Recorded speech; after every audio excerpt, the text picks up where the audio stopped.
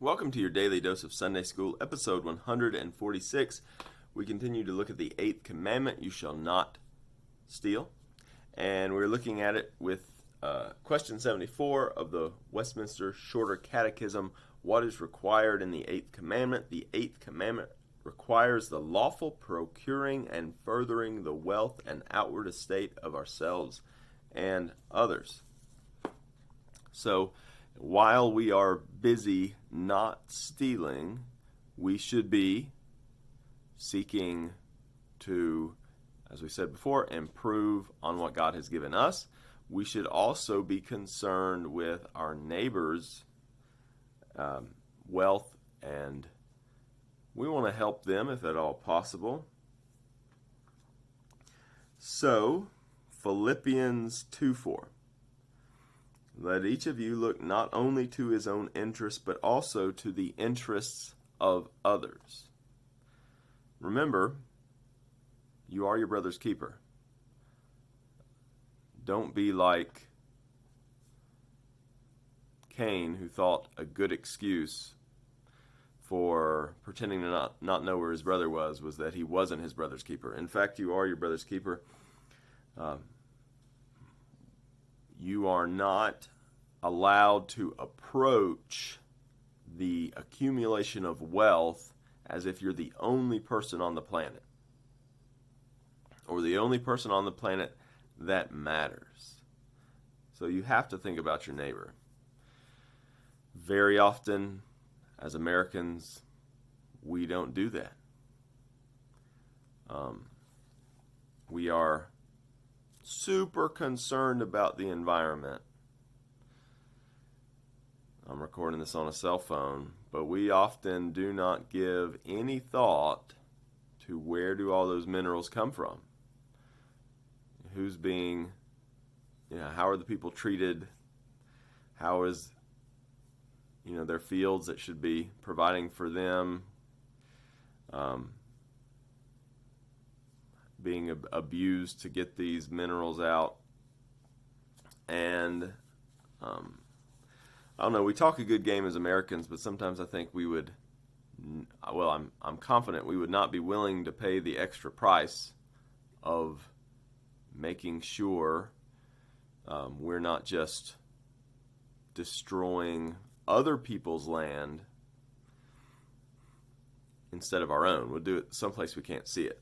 So we have that problem. Leviticus 25:25. If your brother becomes poor and sells part of his property, then his nearest redeemer shall come and redeem what his brother has sold. The idea is so that he's not disenfranchised. He's able to, you're able to look out for him better than this rich guy maybe that he doesn't know. I think that's the idea. I mean, ultimately, it is supposed to go back in the Jubilee, and you're someone who's able to, if you're his near relative, you're more likely to do that than a stranger. So, we're supposed to be looking out for others.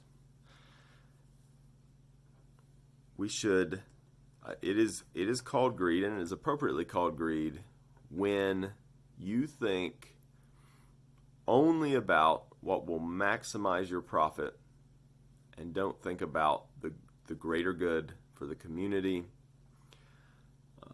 what is sustainable, what's going to be the effect on the next generation.